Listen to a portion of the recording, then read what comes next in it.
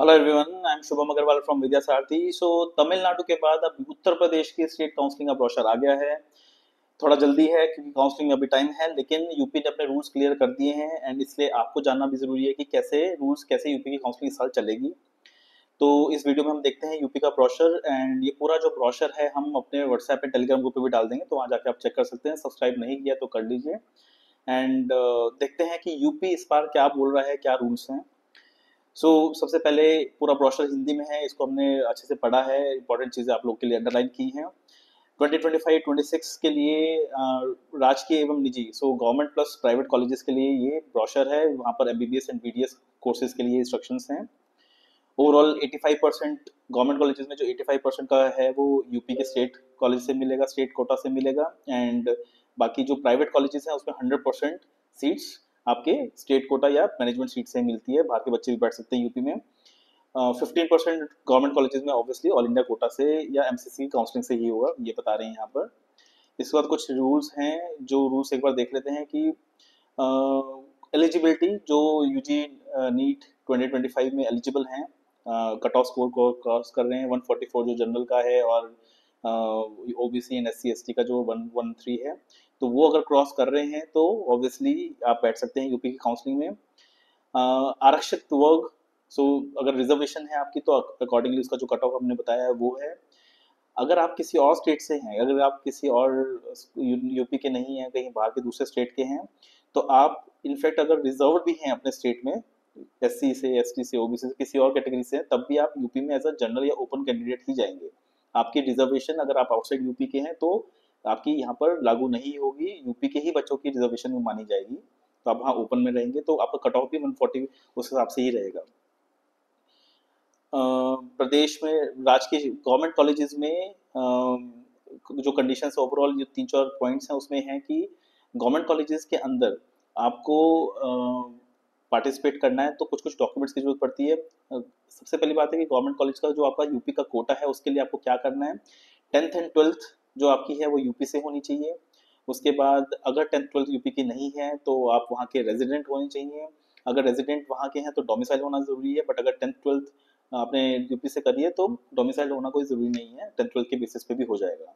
ये तीनों तो तीन पॉइंट्स यही बताने हैं। निजी क्षेत्र में प्राइवेट कॉलेजेस में अगर आपको जाना है तो वहाँ पे आपको कोई कंडीशन नहीं है कि 10th 12th यूपी से होनी चाहिए या फिर आपका डोमिसाइल होना चाहिए, क्योंकि प्राइवेट कॉलेजेस के लिए आप यूपी के हो या नॉन यूपी के हो सेम बात है।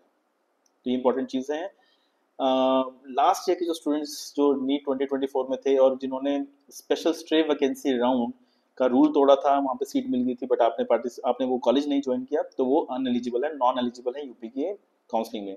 तो ये स्ट्रे वैकेंसी राउंड क्या होता है, कैसे कैसे क्या राउंड के रूल्स हैं, ये सब आएगा जैसे टाइम आएगा इसका, तो हम आपको वीडियो बनाएंगे। चैनल को सब्सक्राइब करके रखिए।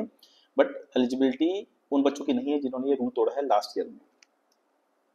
रजिस्ट्रेशन की बात करें तो आप जब यूपी के लिए रजिस्टर करेंगे, फॉर्म भरेंगे, 2000 रुपीज़ का वो फॉर्म है, नॉन रिफंडेबल है, वो इंपॉर्टेंट चीज़ है। Security fees, once you participate in any state counselling security fees रखनी पड़ती है। अगर आप सिर्फ गवर्नमेंट कॉलेजेस के लिए कर रहे हैं तो 30,000 रुपीज़ की सिक्योरिटी फीस है। इन केस अगर आपको प्राइवेट कॉलेजेस के लिए जाना है एमबीबीएस के लिए तो 2 लाख रुपीज़ की सिक्योरिटी फीस है, ये रिफंडेबल्स होती हैं। अगर आप कोई रूल नहीं ब्रेक करते हैं तो ये सारी आपकी जो अमाउंट है ये वापस हो जाएगी। इन केस आप प्राइवेट बीडीएस कॉलेजेस के लिए जा रहे हैं, डेंटिस्ट के लिए जा रहे हैं तो 1 लाख रुपीज़ है। और इन केस आप गवर्नमेंट प्लस प्राइवेट दोनों देखना चाहते हैं एमबीबीएस के लिए तो 2 लाख की जो सिक्योरिटी फीस है उसी में दोनों टाइप्स कवर्ड हैं। आप अगर गवर्नमेंट प्लस प्राइवेट बीडीएस के लिए जाना चाहते हैं तो 1 लाख रुपीज़ की सिक्योरिटी फीस में दोनों कवर्ड हैं। समस्त चक्र काउंसलिंग कोई भी सीट आवंटित ऐसी दशा में उसकी अगर आप कोई रूल ब्रेक नहीं करते हैं तो आपकी जो सिक्योरिटी फीस है वो वापस हो जाएगी। वो बाद में आती है, वो हम आपको बता देंगे। ये ओवरऑल बोला है। डॉक्यूमेंट्स की बात करें तो आपको हाई स्कूल की मार्कशीट चाहिए, प्रमाण पत्र, इंटरमीडिएट मार्कशीट जो 12th की रहती है। अगर आप रिजर्व्ड हैं यूपी के, OBC, SC, ST, WS, ex army, NCC, FF, PWD, ये सारी चीज़ें इसके कट ऑफ भी हमने अपने चैनल पे बना रखे हैं। यूपी का वीडियो देखेंगे तो आपको आइडिया लग जाएगा। तो आपको अगर आप रिजर्व कैटेगरी से तो उसका सर्टिफिकेट चाहिए। डोमिसाइल सर्टिफिकेट अगर आप यूपी के रेजिडेंट होने की वजह से, ना कि 10th 12th की वजह से आप वहाँ का फ़ायदा उठाना चाहते हैं तो आपको डोमिसाइल सर्टिफिकेट लगेगा। ये सारी जब काउंसलिंग चलेगी तो कुछ नोडल सेंटर्स बनाए जाते हैं, यूपी बहुत बड़ा स्टेट है, तो जगह जगह कुछ सेंटर्स बनाए जाते हैं, वहाँ जाकर आप अपना एडमिशन कराते हैं, डॉक्यूमेंट्स देते हैं, वहाँ ये लिस्ट है, ये लिस्ट ऑब्वियसली काउंसलिंग के टाइम भी आएगी, तो वहाँ जाकर आप अपना ये सारे डॉक्यूमेंट्स दे सकते हैं। रिजर्वेशन की बात करें तो अनुसूचित जाति 21%, अनुसूचित जनजाति 2%, ओबीसी 27% एंड ईडब्ल्यूएस जो है 10%, ये रिजर्वेशन रहती है। जो एससीपी कैटेगरी के कॉलेजेस हैं, अम्बेडकर नगर, कन्नौज, जालौन एंड सहारनपुर वाले, यहाँ की थोड़ी सी रिजर्वेशन डिफरेंट है। वो यहाँ पर अनुसूचित के लिए 62% है, अनुसूचित जनजाति के लिए 5 है, पिछड़े वर्ग के लिए 11 है, अनारक्षित के लिए 7 है। इसके बाद हर कैटेगरी में एक सब कैटेगरी या फिर हॉरिजॉन्टल रिजर्वेशन बोलते हैं, जो हर कैटेगरी में मिलेगी।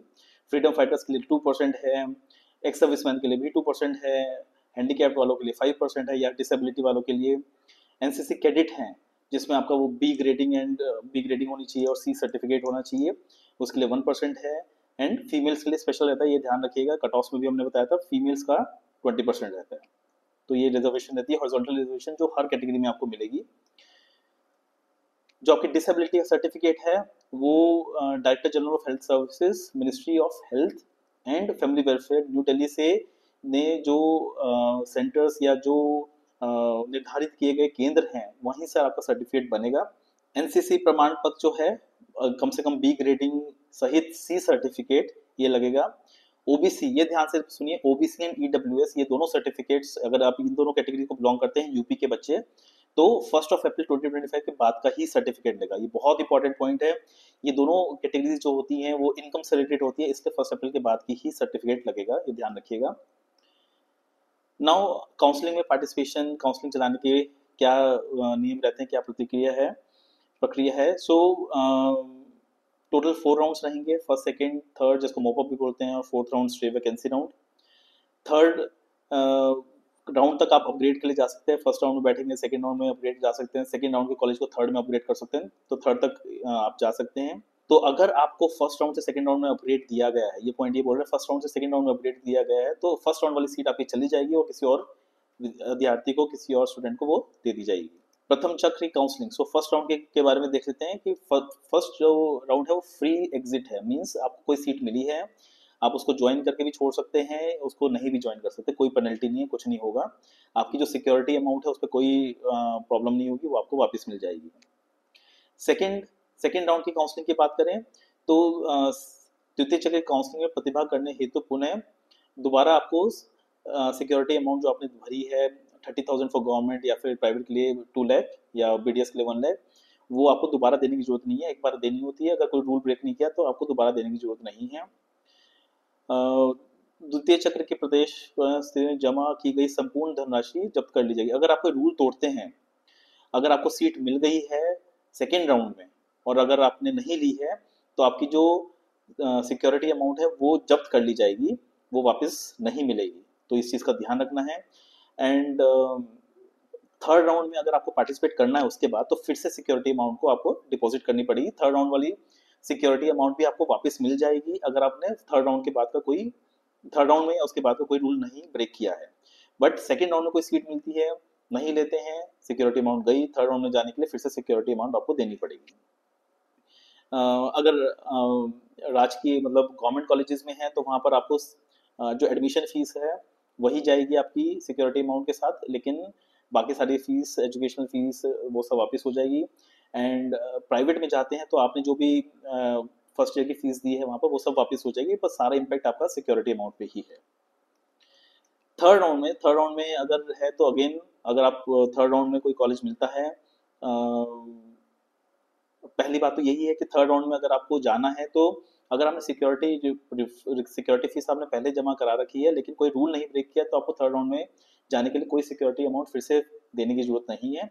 रूल ब्रेक किया जिसकी वजह से सिक्योरिटी अमाउंट आपकी फॉरफिट हो गई थी, वो दोबारा अगर आपको थर्ड राउंड में जाना तो आपको जमा करानी पड़ेगी। अब थर्ड राउंड के रूल्स और भी टाइट हो जाएंगे। सो राजकीय तथा निजी गवर्नमेंट प्लस प्राइवेट कॉलेजेस में प्रवेश प्राप्त करने के बाद अनिवार्य होगा एडमिशन लेना, नहीं तो सारी की सारी धरोहर धनराशि सिक्योरिटी अमाउंट आपकी जब्त हो जाएगी। गवर्नमेंट कॉलेजेस में थर्ड राउंड में अगर आप सीट मिलती है, आप नहीं लेते हैं, तो संपूर्ण धरोहर जो आपकी सिक्योरिटी अमाउंट है वो तो जाएगी, एंड समस्त शुल्क जब्त कर लिया जाएगा जो तब तक आपने पे किया है। निजी क्षेत्र में आपको सीट छोड़ते हैं तो सिक्योरिटी अमाउंट तो है वो तो जाएगा ही जाएगा, प्लस ट्यूशन फीस जो आपने जमा करा रखी है वो भी 50%, बहुत बड़ा पॉइंट है, 50% तक चली जाएगी। 50% तक आपकी पेनल्टी है, 50% आपको ट्यूशन फीस वापस नहीं आएगी, तो इसका ध्यान रखिए। कन्वर्जन एल्गोरिथम, कुछ सीट्स हैं जो थर्ड राउंड में कन्वर्ट होती हैं, एसटी वाली, ST PWD, ex serviceman, FF, NCC, ST में चली जाती हैं। सिमिलरली ये चार्ट है, आप देख सकते हैं different different seats. Now stray vacancy round में के संबंध में स्ट्रे वैकेंसी में और टाइट होगा। स्ट्रे वैकेंसी में कोई भी सीट आवंटित नहीं हुई, अगर आप अभी तक किसी भी राउंड में एमसीसी से, ऑल इंडिया से, स्टेट्स, डिफरेंट स्टेट से, यूपी से कहीं कोई सीट नहीं मिली है तो आप इसमें पार्टिसिपेट कर सकते हैं। ऑल इंडिया काउंसलिंग किसी और नहीं हुई तो ये कवर कर लिया हमने।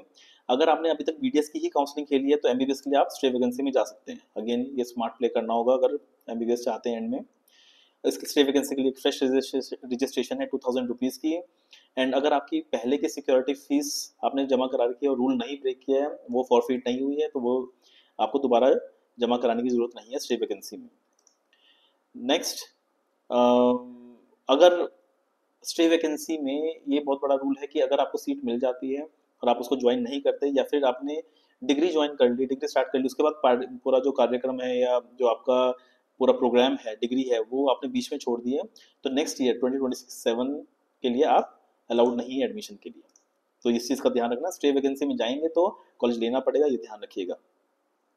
प्रवेश प्रक्रिया, एडमिशन प्रोसेस, अगर गवर्नमेंट कॉलेज मिलता है तो कॉलेज में जाके अपने डॉक्यूमेंट्स एंड फीस देनी है।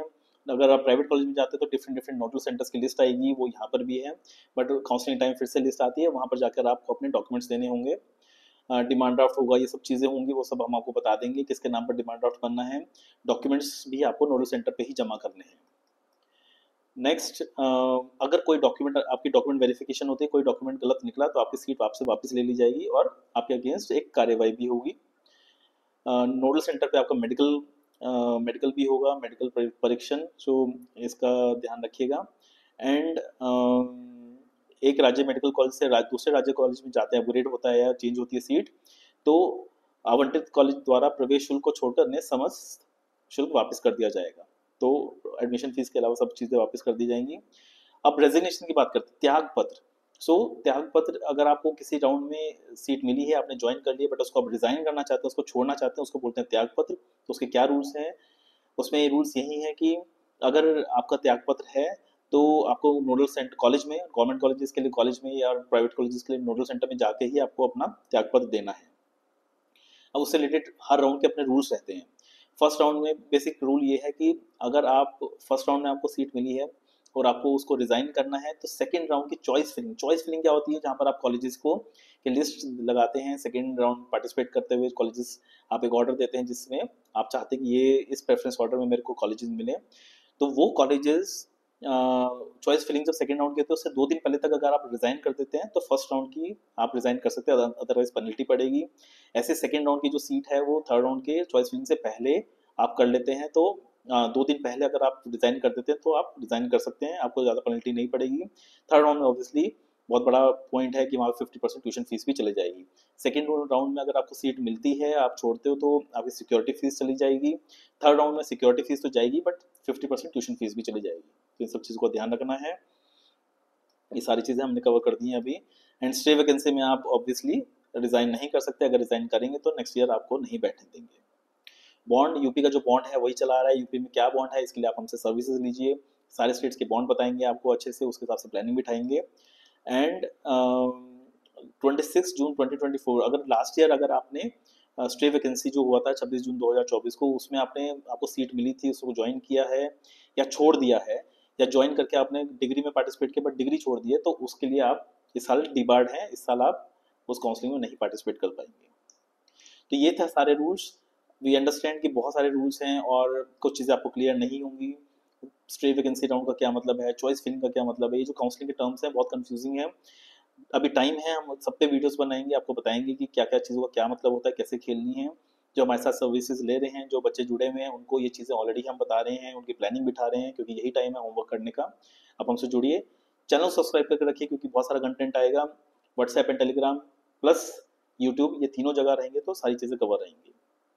कुछ डाउट हो तो हमसे हमें कमेंट करिए, वीडियो पे कांटेक्ट करिए, अदरवाइज ऑल द बेस्ट।